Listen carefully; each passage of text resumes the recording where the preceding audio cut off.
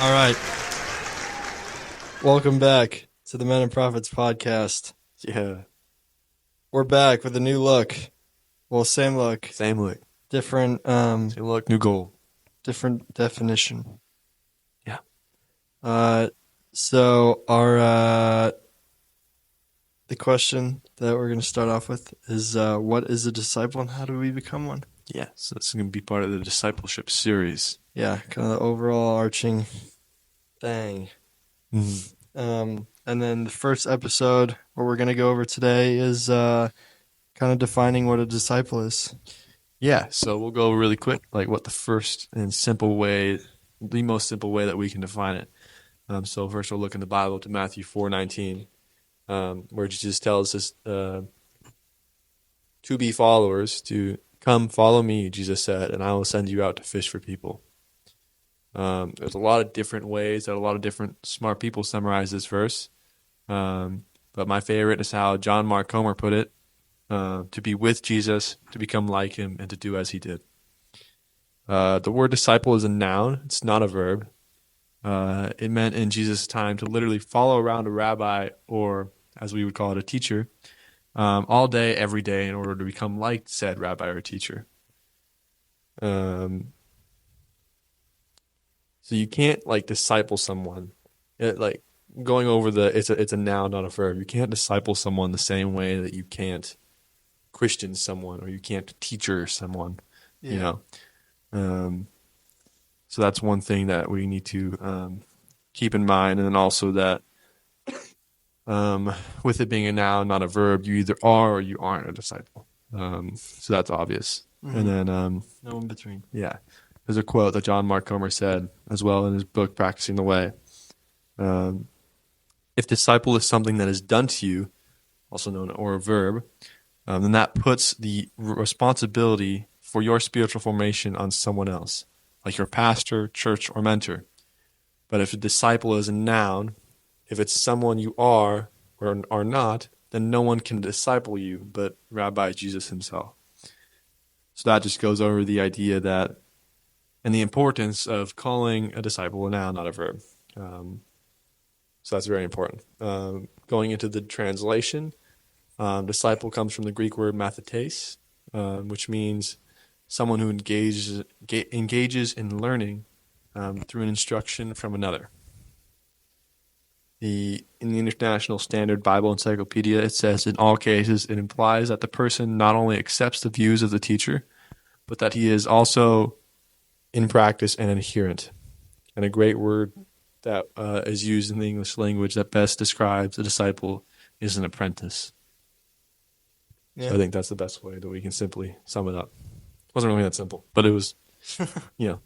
Yeah. Well, I mean, that's just explaining what a disciple is. I guess it kind of breaks it down instead of giving it one definition. But Ben, I have a question for you. All right. What are the primary jobs of disciples? So our first, like I said in the John Mark Comer, how he put it, summarize that verse: to be with Jesus. We want to follow Jesus. We want to abide in him, and we want to live with him to become like Jesus. To adapt the habits and the lifestyles that Jesus lived in day-to-day life, and to do as he did. What did he do in his ministry? He made more disciples. He cared for those in need, and he lived out his life, which kind of doesn't really make sense, but it does because we look at his life as an example. So we can go in a little bit more in depth in that. In the idea of like, I don't know why I just said in the idea of like, but yeah, I mean, we see that in the early church and with disciples, they didn't only like just go to church or read books. They literally followed Jesus around every day. And we can't, book a flight up to Jerusalem or wherever, or Nazareth, Bethlehem, wherever, and just go spend time with Jesus. We can't do that. But there are ways that he tells us that we can follow him and we can apprentice under him in our day-to-day life. So it's important to keep that in mind. Yeah. Um, but yeah, for like the actual definition of disciple, like in the Bible, just says a follower or student of a teacher, leader, or philosopher. Yep. Um, so I get in, I mean, through my eyes, like a disciple is kind of, like in kind of relation to a school. I feel like a disciple is like a student who's being taught by a teacher to become a teacher. Yeah, more and also, but like maybe more like a hands-on school, like a technical school, Yeah, yeah, yeah, because you have to follow him around, you have to do what he does, you yeah. know. I So guess it's like, yeah. I mean, it's more of like teaching. Um, I guess like teaching something that's more than words. I guess. So yeah, it's like kind of like a a lifestyle. composer teaching a composer Yeah, how to yeah, make music. yeah. Yeah. I think a good way to put it, David Kinnaman, I think that's how you pronounce it. Um, he put it this way: most people in America, when they are exposed to the Christian faith, are not being transformed. They take one step into the door, and then the journey ends. They are not being allowed, encouraged, or equipped to love or think like Christ. Yet, in many ways, a focus on spiritual formation fits what a new generation is really seeking. Transformation is a process, a journey, not a one time decision. So that kind of plays more into the idea that there's more to Christianity, there's more to discipleship, there's more to following Jesus than just simply saying, "Yes, I accept you into my life as my Lord and Savior." Yeah. Um, More than just like a simple prayer. We're called to change our lives, and to let it represent Him. Hmm. So Yeah, like in Matthew 28 verses 19 through 20 said, therefore go and make disciples of all nations, baptizing them in the name of the Father and the Son and the Holy Spirit, teaching them to obey everything I've commanded you, mhm. and surely I'm with you always to the very end of the age.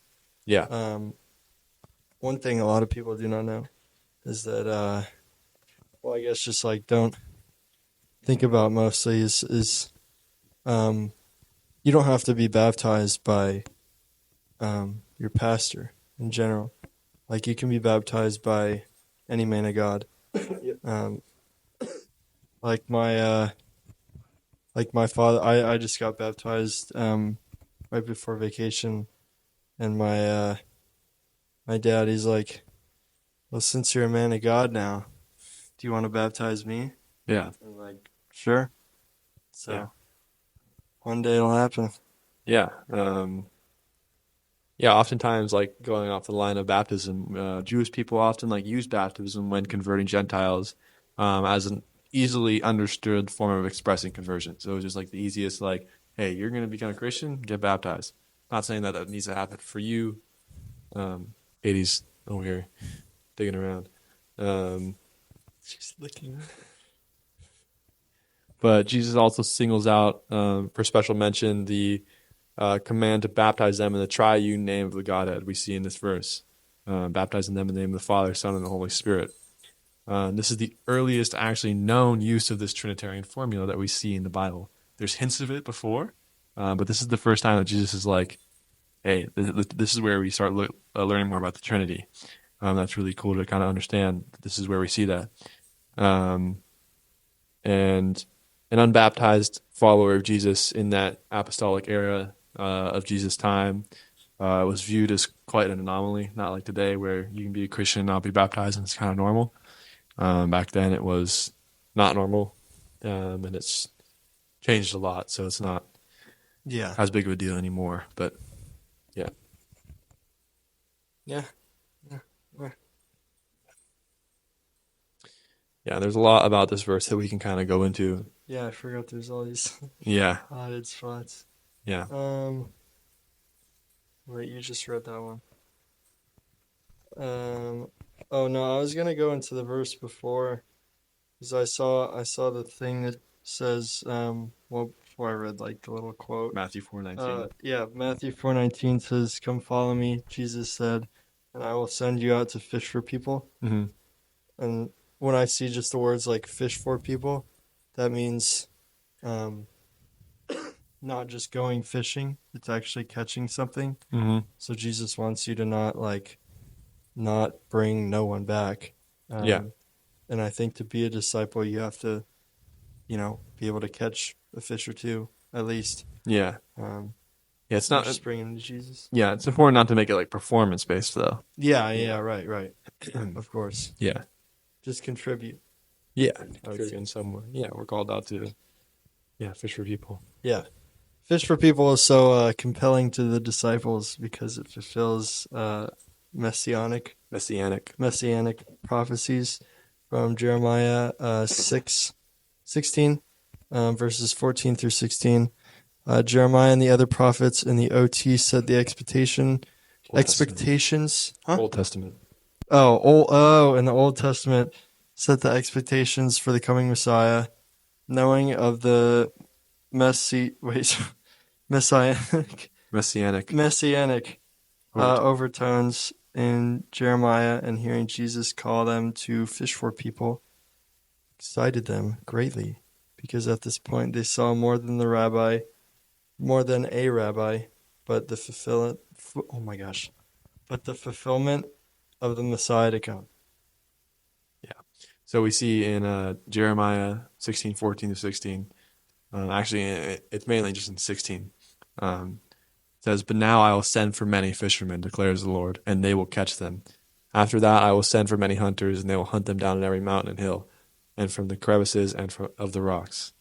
So that was Jeremiah's prophecies of the future, those messianic overtones that that Blake was going over, that we hear a lot from in Jeremiah.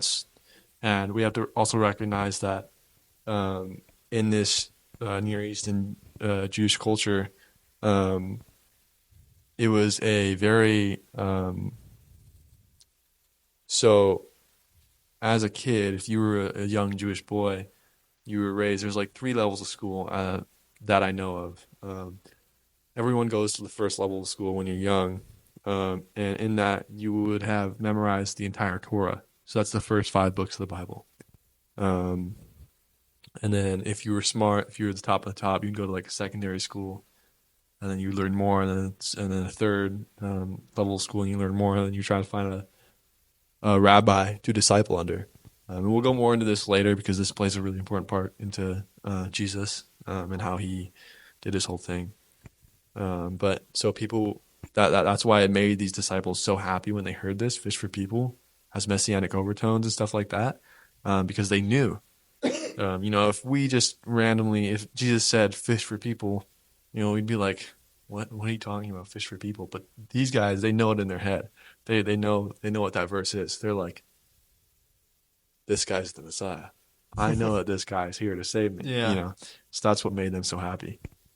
And then we see in the beginning of that verse where he says, "Follow me." The Mishnah, which is a collection of Jewish oral traditions, says, "Provide thyself with a teacher or rabbi, and get thee a fellow disciple." This model of a rabbi and his disciple or disciples was very common in Jesus' time. It most likely came from the Greek tutor-student model, which the word follow in Greek, opiso, I think is how you say it. Oops, sorry. We're both getting over some sicknesses. Yeah. The Greek word opiso literally means to go behind.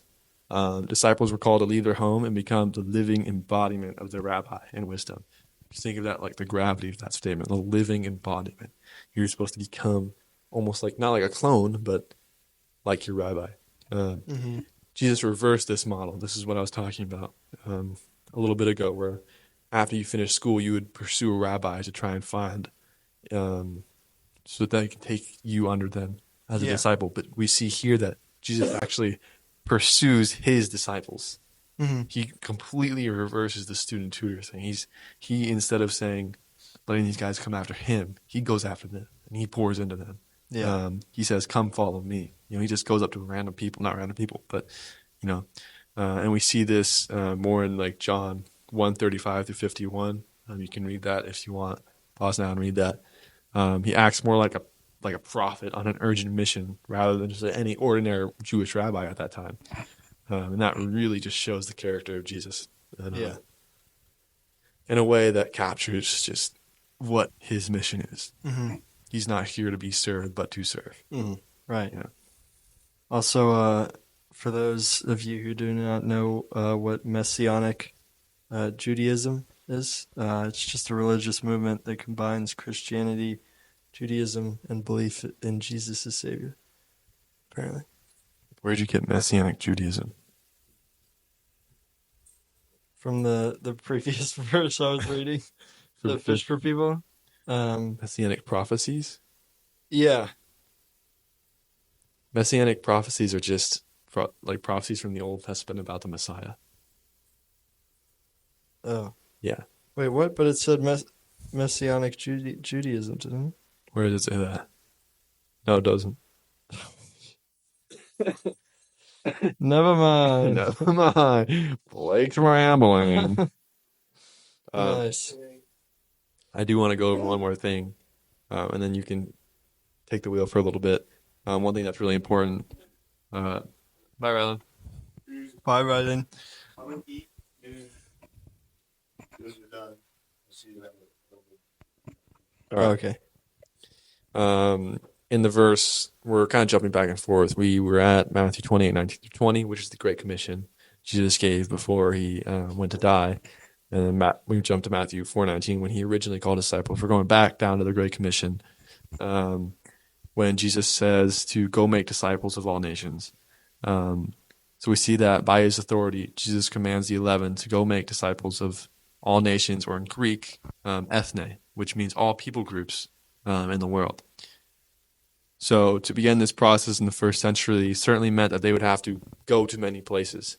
But the main command is to make disciples. While discipling requires bringing people to saving faith in Christ, it involves much more, including all the nurture they need throughout the rest of their lives. Jewish rabbis would often only lecture to Jewish disciples in that time, but Jesus here tells his followers to make disciples from all people groups, concluding a running theme that we see throughout Matthew's gospel, where he tends to include all people groups. And at that time, many Jewish people welcomed Gentile converts, but rarely had like a sound program to missionize them. So it's really important to, I think, we're getting out of this is to emphasize both parts of that little statement right there. Make disciples. It's important to do that. It's important to like actually disciple someone, nurture them, care for them, pour into them, and also of all nations. We see, there's not. It's almost like there's a decline of missions. It feels like missionaries full time, and it's definitely something that like needs to happen. There needs to be missionaries, people that need to go to other countries that are affected. It's definitely declined after COVID. Yeah, but yeah, for sure. It's I mean, it's mostly because people nowadays that claim to be Christian just go to church, don't really provide much more. Yeah. But you need to. Yeah. What was I gonna say? Should we go on to the next question? Oh, we still have. There's another verse. There's another verse. Luke 9:23-24. Then he said to them all, "Whoever wants to be my disciple must deny themselves and take up their cross daily and follow me. Whoever wants to save their life will lose it, but whoever loses their life for me will save it." Hi, Katie. So yeah, this is the great paradox of a disciple. Okay, all right, okay, thank you. Yep, you're unplugging my thing. Yeah. So a brief intermission while Katie wants some love. Not right now.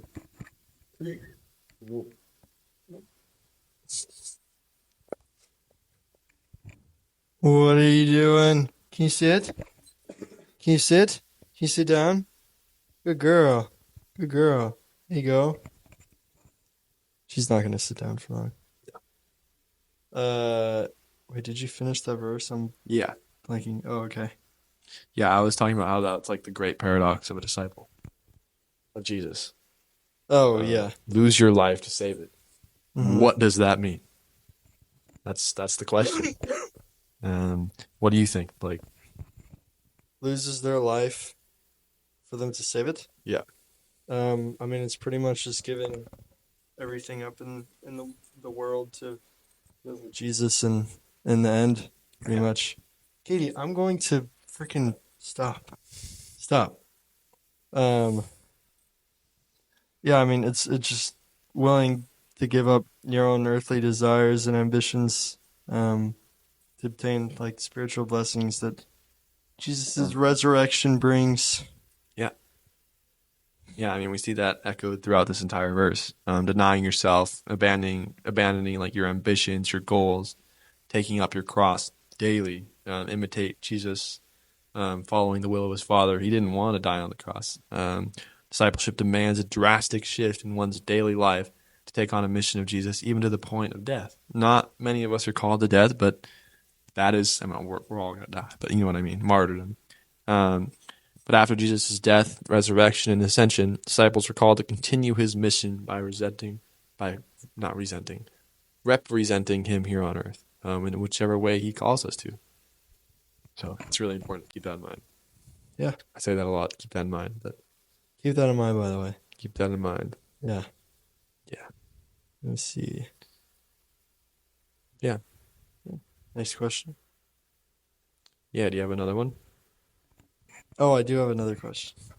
Ben, Yes. do you need to be in some form of ministry to be a disciple? No, simple answer. This is oftentimes confused, when someone thinks like, oh man, if I really want to step into this, I got to be in some form of ministry. I got to give up my job or whatever. All are called in many different ways. Furthering the human project, for example, if we further, we like to call it like the human project, which is just simply it's just like God tasking us in Genesis to be fruitful, multiply, cultivate the earth, whatever. Furthering the human project via a job that results in human flourishing is a way to worship God. As long as it's moral and it contributes to, like I said, human flourishing. A life lived apprenticing to Jesus can take many different forms. The same path, same way of life, but many different forms, if that makes sense. Yeah. I mean, oh no, I think I said that story before. Never mind. What was it? No, it was the thing about like a guy, like if a guy that was abandoned as like a kid, and like shoot, what was it? No, I think it You want me to take over? was like like a caveman, for example, person that didn't know about. I mean, I'm just saying, like you caveman, a person with like no recollection of the internet or anything, any of the prophecies, anything related to the Bible. If he lived like a holy, normal life, would he go to heaven not knowing Jesus? Not knowing that he could have learned about Jesus? No. You don't think so? No. Well, how would I don't know. Well, there's a verse about this. Oh, That actually goes over this. Let me find it. But it talks about how all creation is a testimony to God's. Hold on. oh, I'm holding on.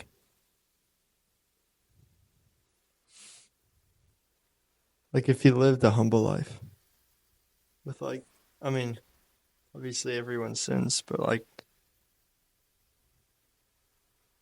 Yeah, here it I is. don't know. Hold on. So it's Romans 2:12 through 16. I'll read it in a second. Currently, Okay.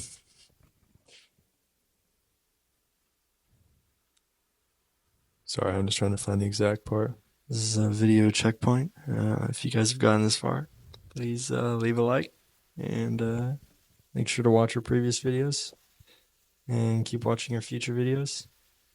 Vlog is going to be out, I think after the day after I post this. Ben is still reading. Shoot, guys, what am I supposed to talk about? Oh my gosh, this is so hard. The Bible's pretty cool. Dude, this is so weird. It's like not showing up.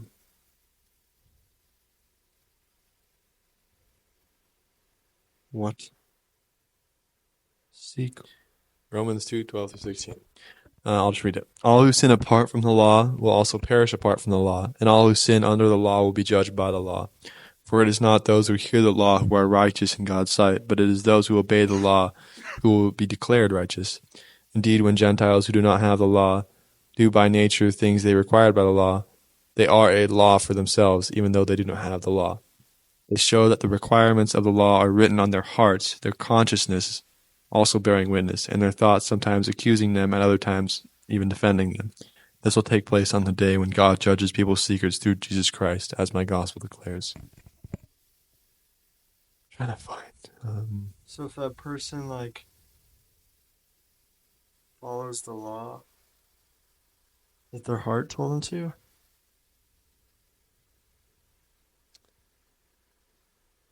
oh shit, it's not even rain that long. Okay. Oh, okay. So maybe you're right. So it's talking about how those who have never heard the law, God will judge them by the law that is written on their hearts. So basically your consciousness. Yeah. Yeah. So if that person is humble till the day they die, and Could be. I'm not sure. That's something we'd have to do in the future, do more research on. So I don't have anything really on that right now. But yeah, we can look into that more. But going back to what our question was, what was it again? Do you need to be in some form of ministry to be a disciple? Our answer was no, and we gave a reason why. But I have this quote from, I think it's Callisto's Ware. Should he describe it? Or say it? Where? He's Ware, depending on what. Yeah. He's an Eastern Orthodox bishop.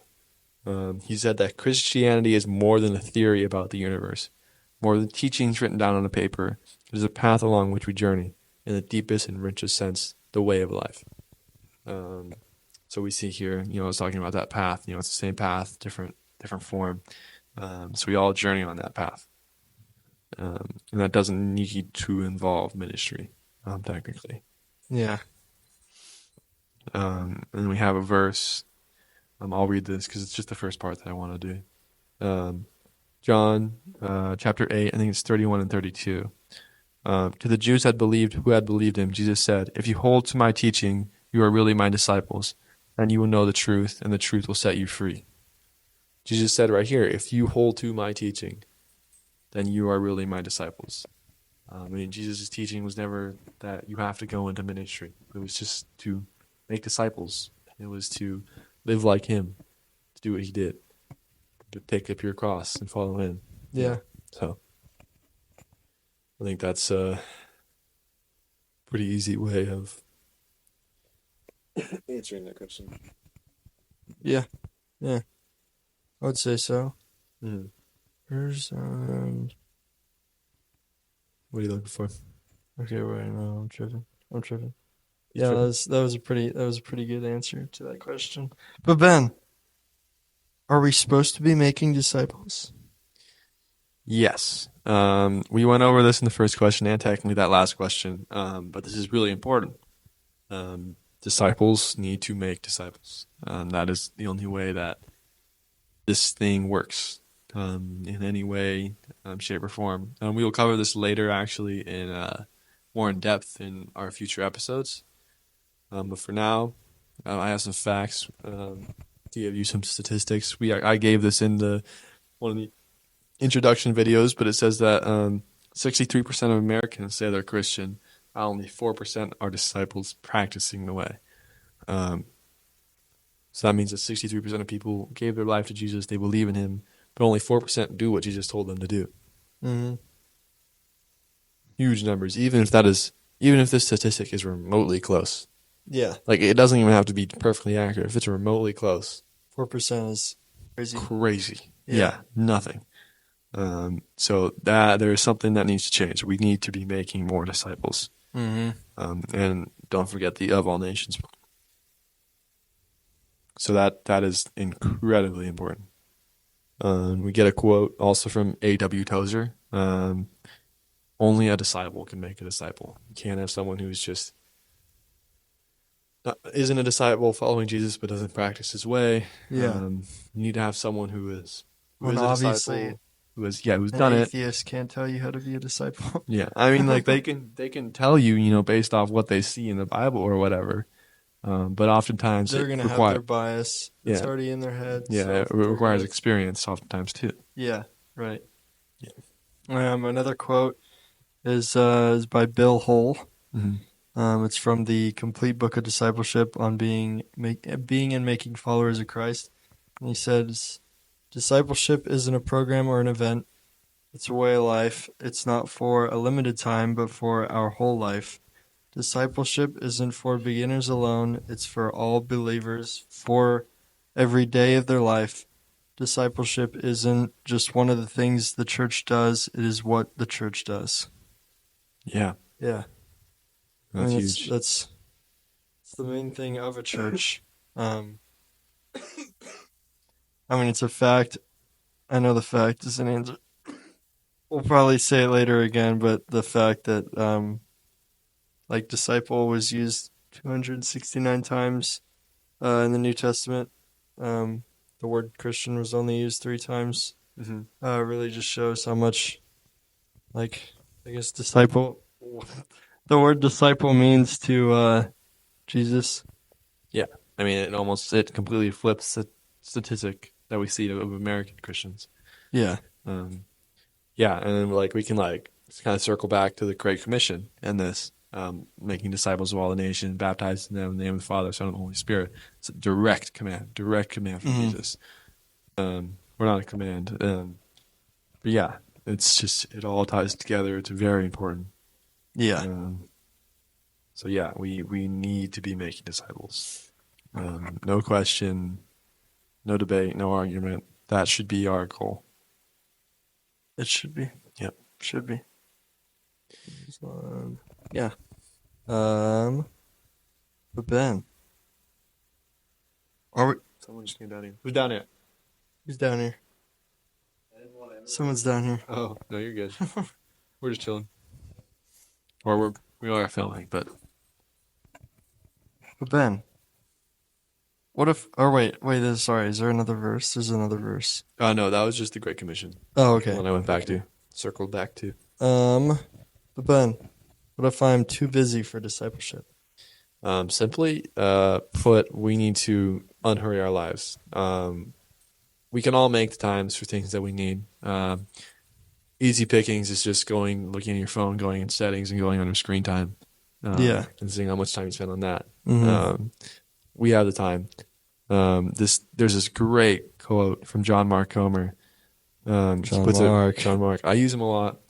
I've been reading a lot of his stuff. I don't use him. That sounds weird. I've been reading a lot of his stuff, listening to a lot of stuff. He's great.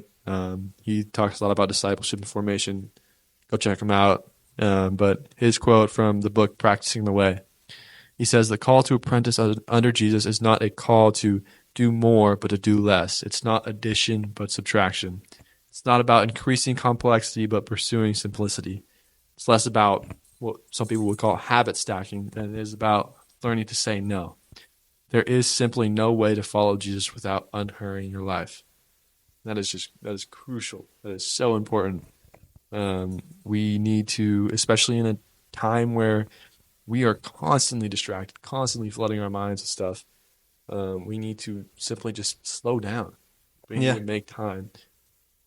Habit stacking. That's interesting. Habit stacking is something that's kind of newish. It's I don't really know the exact. It's just it's what it sounds like. Making a habit and then putting another habit on top of that habit. Mm-hmm. Oh, dang. Yeah, it's this. But instead, we're taught that we need to slow down. Yeah. Instead of being okay, Jesus, you get my time at the very end of the day when I'm done with everything else. It's taking something out that we don't need Yeah. and filling in with Jesus. And like, this doesn't mean like I said earlier, quitting your job. You know, if we do our job the right way, if we do it in a moral way, and something that you know leads to human flourishing, and what that means is like it does something useful for the world. That is a form of worship to God. That's a form of worship to Jesus. So it doesn't mean you need to go quit your job. Yeah. But it doesn't mean you should take off less time on your phone and maybe more time in the Bible. But start where you are. A lot of grace, no judgment. I'm not going to sit here and be like, you need to spend an hour in the Bible every day. Start where you are. If that's 5-10 minutes in the morning, cool. Yeah. Good, whatever. Yeah. Start somewhere. Everyone needs to warm up for an exercise. Start somewhere. Don't let this opportunity go by and say, I'll do it tomorrow. Start tonight. You know? Yeah. If you really need to, stop watching this episode. And like, I would rather you go read the Bible than watch us. You know, Yeah. I mean, it's definitely easier to get like your own opinion through like reading the Bible, and your own type of like, I guess, theology on things or ways to kind of interpret the Bible. Because I mean, sometimes you're gonna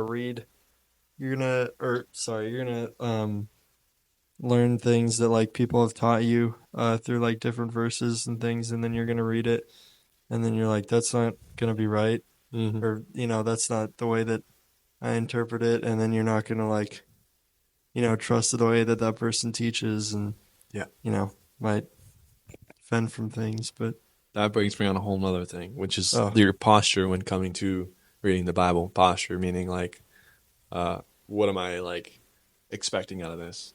Instead of like reading the Bible in a way that you want to conform it to your will and into your expectations, you need to go to the Bible expecting it to change you. You need to expect to disagree with the Bible. No one's going to agree with the Bible on everything. You need to expect it to like call you out on some things and be like, man, I don't want to do that, but the Bible tells me to do that. I got to do that. And obviously there's interpretation. There's cultural differences from when the Bible was written and when we are where we are now. So you have to really go in depth on interpretation. If there's on some parts of the Bible are really clear, some parts aren't. So going back to where we were, we have a verse that goes over this. Blake, do you want to read it? That's verse 5? 6. Verse 6. Mark 6:30 through 32 says, the apostles gathered around Jesus. Apostles. What? Apostles. Oh. Sorry. The apostles gathered around Jesus and reported to him, and they all had... Wait, what? Oh, reported to him, and they all had done and taught. Then, because so many people were coming and going that they did not even have a chance to eat, he said to them, come with me by yourselves to a quiet place and get some rest. So they went away by themselves in a boat to a solitary place. Okay, you're going in my room. Katie's going in timeout. Hey, come here.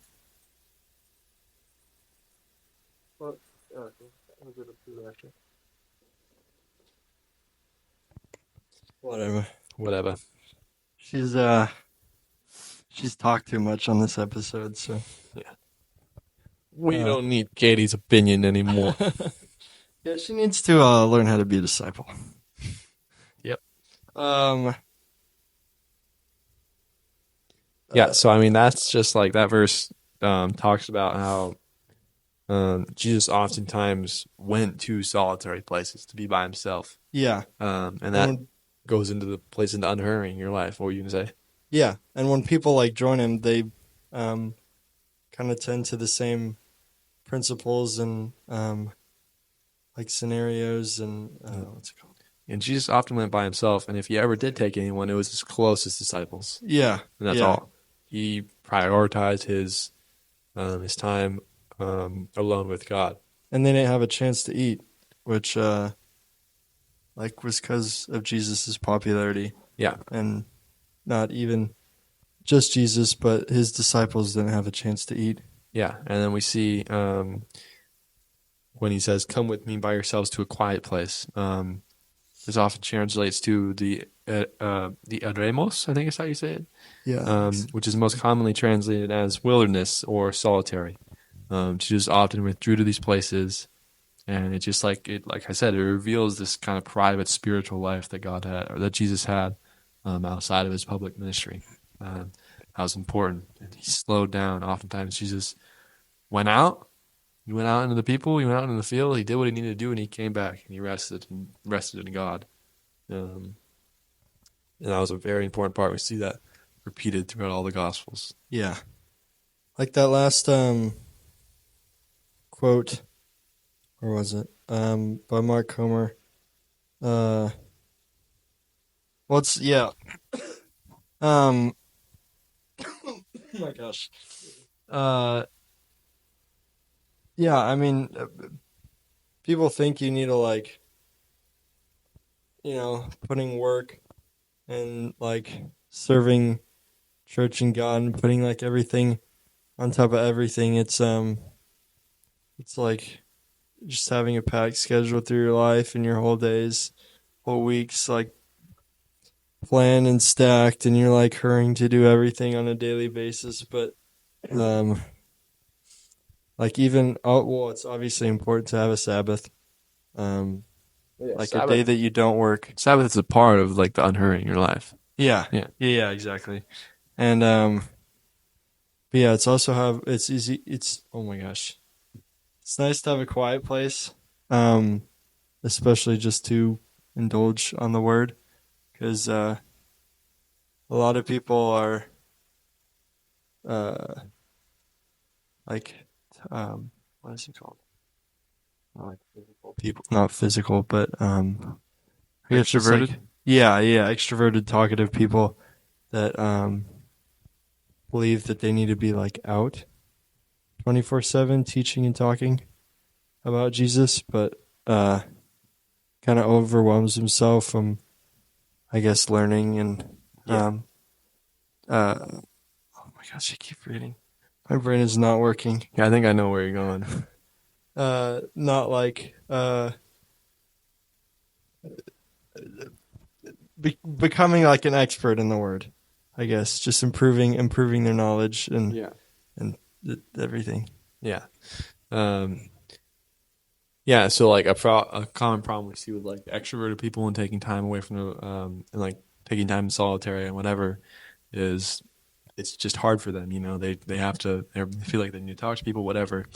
And the problem we see with introverted people is that it's really easy to do solitary and silence and solitude and unhurrying your life, but oftentimes introverted people can make it into this is my alone time where I get to just be with me, but that's not how we're supposed to be. And we're supposed to be with God. And we're supposed to be focusing on God. We're supposed to be doing all this. So, yeah, exactly. I mean, people at the end of like the workday are like, oh, I don't have any energy to, spend time with God, read the Bible or whatever, and then, sit on their phone on Instagram or TikTok for multiple hours and then go to bed. And then, don't get that much sleep and wake up the next morning for work again.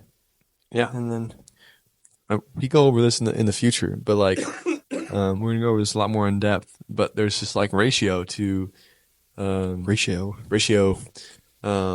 much are you consuming that is of the world stuff through your phone, through TV, just through any route that it can get to you that isn't through God, versus how much are you like taking in that is of God. And there's some crazy statistic that I don't have right now, but it's the amount of hours that we're on our phone compared to on our Bibles, for like millennials, and these are like strong Christian millennials. It's like I think it was like something like 20-1. Yeah.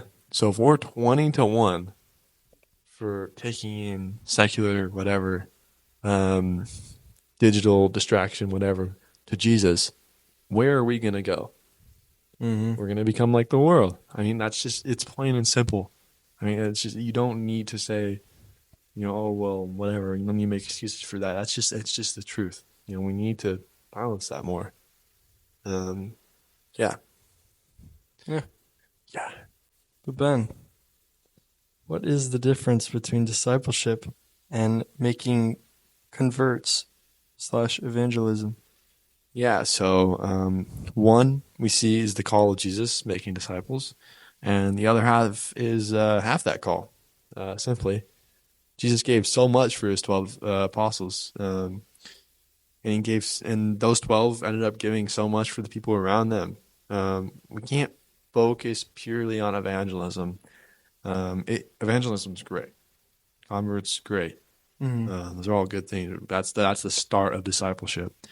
And hoping that but we can't go around. Like I'm probably gonna. No, I get here. I get what you mean. It's like, well, I mean, people call it like planting a seed. Mhm. Telling people come to church, and you're like, hey, do you know about Jesus? But I guess some people need a different kind of seed. Is that what you're trying to say? Kind of, but like you need to help. Like you need to reach out. You need to do more than just tell them about Jesus. Hopefully they accept Jesus, and then hopefully they come to church. Right. You need to invite them over to dinner. Just Uh-huh. reach out, be there for them, show them the way that Jesus served his disciples and his apostles and poured out into them. That's the full call of Jesus. Yeah. And not only for the people just around you and close to you, but like he said, of all nations. If you're called to be a missionary, that's your calling. That's a whole different thing. But yeah, Like plants. huh? It's like plants. Yeah, you can't just plant a seed and let it. It won't just. Well, no. Okay, because there's like every plant is different, right? Mhm. Like what is it? I think avocado trees take like 100 years to grow or something like that. So with like under some like amount of heat, so they have like things to go under.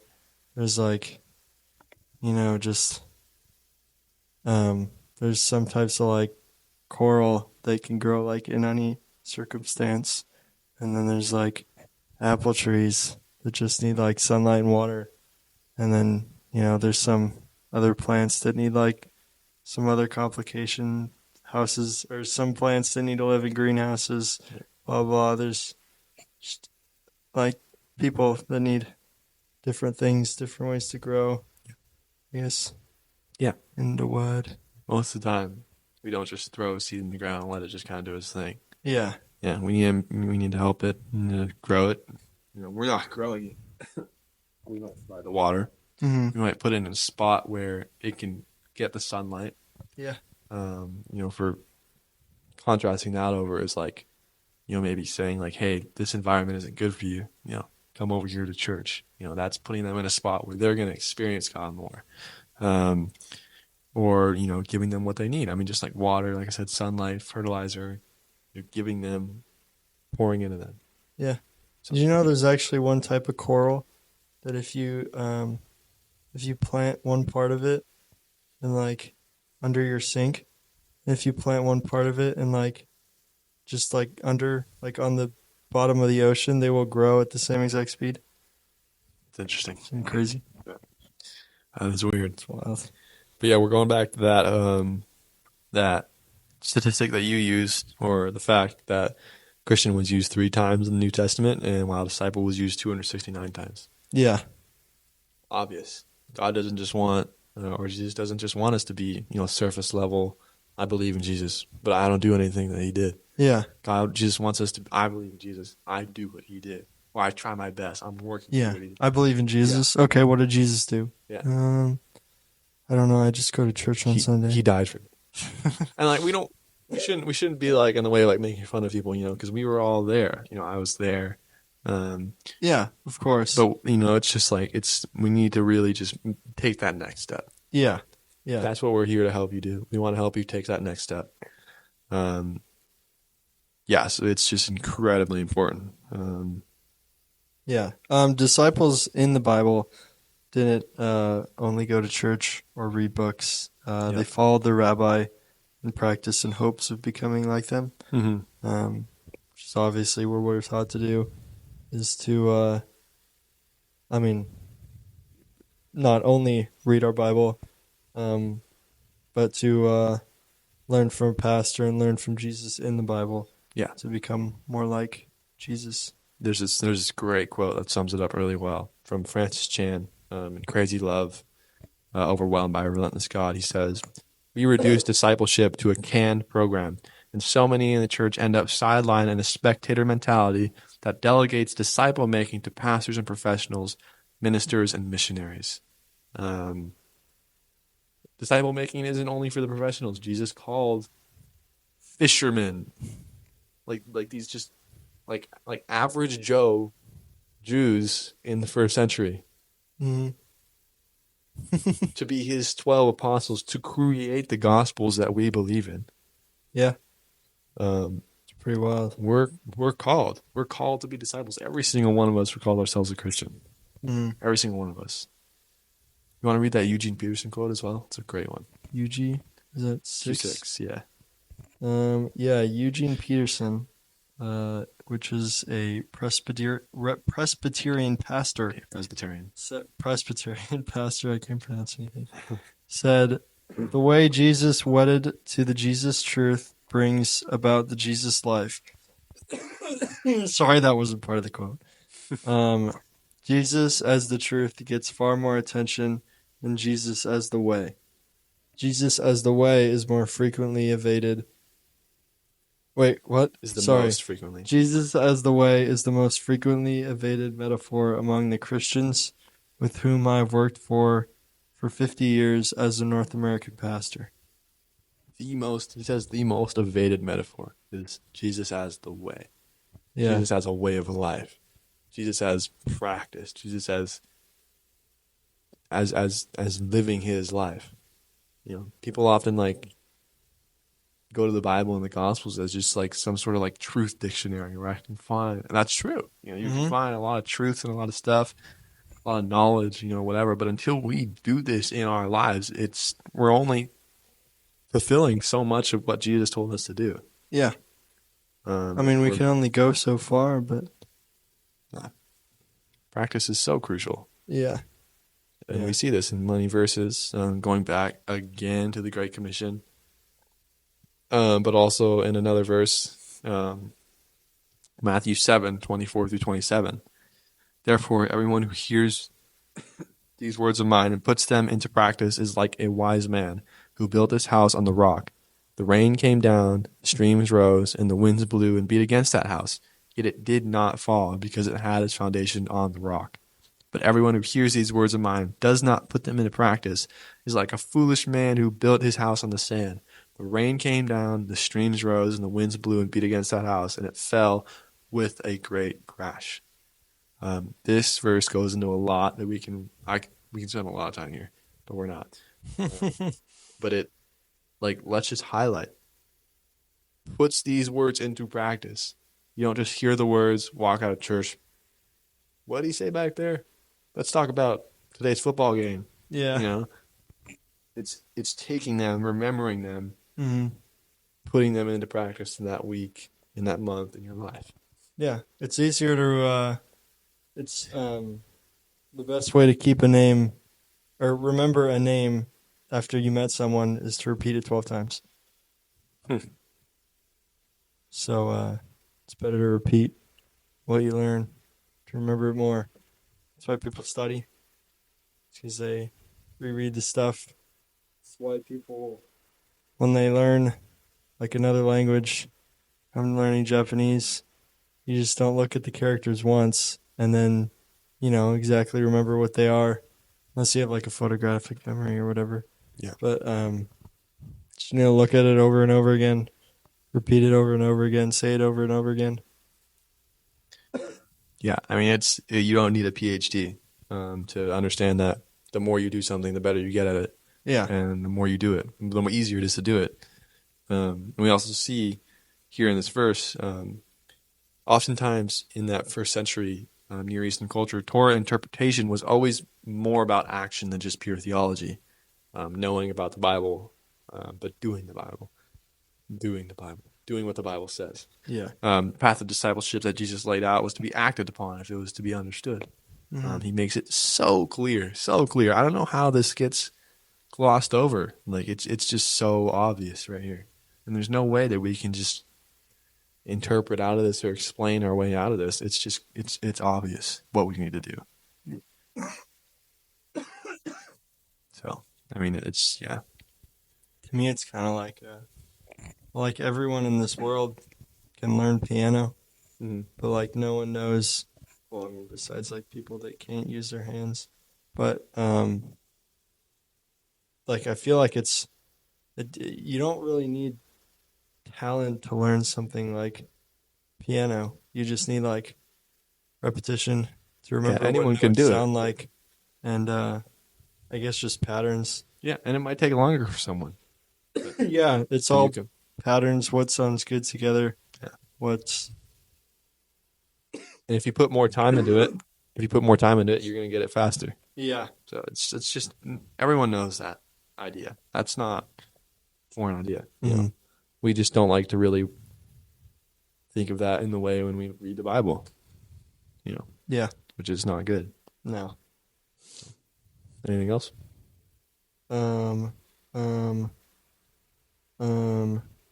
He's thinking. Did we read verse 2? Yeah, so is the Great Commission. Did we read verse 7? That's the one I just read. That's the one you just read. Okay. Yes. Oh, but Ben, is a disciple the same thing as an apostle? No. This is only brought up in light of recent movements in the church, such as the like NAR and stuff like that, the New Apostolic Reformation. That's something for another video. We can go a long time for that.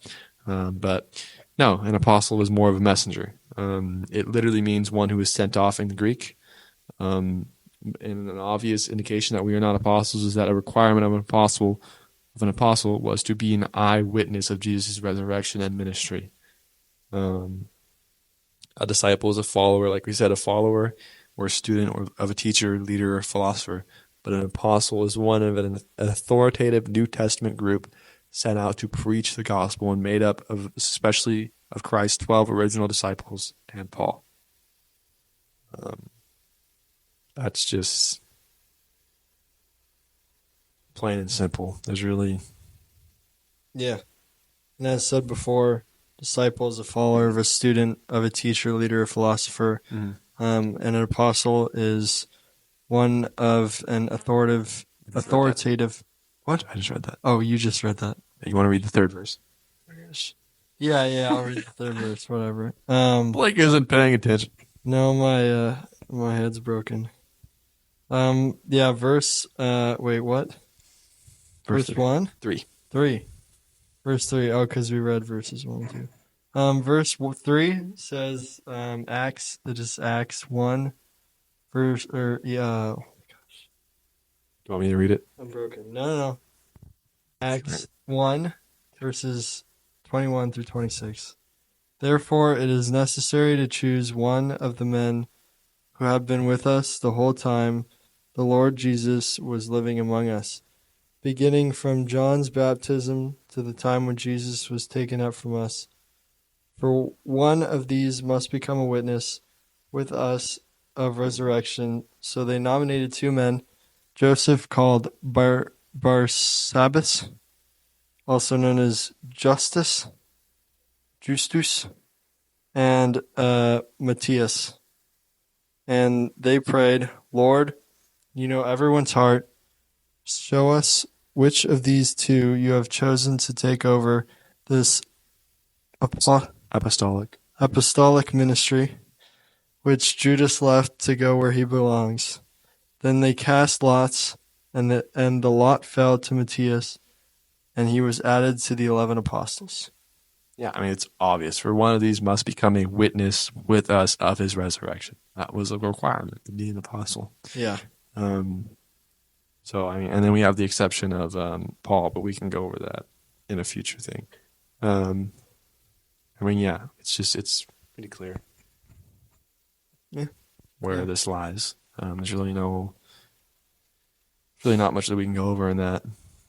But I mean, for the most part, that's kind of. I mean, I don't think you have any more questions, do you? No, I don't have any more questions. Right. Well, I think that's just kind of like our wrap up of what it means, of what a disciple is. That's our definition. In probably about I think it's like an hour. Yeah, dang, that was long. Yeah. Yeah. Doctor said I'm not getting enough oxygen in my brain.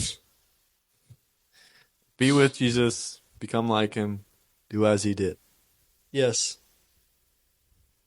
What Ben just said. Goodbye. Hey, guys, stay tuned for our next episode. This is watchmojo.com. Thank you. This is not watchmojo.com.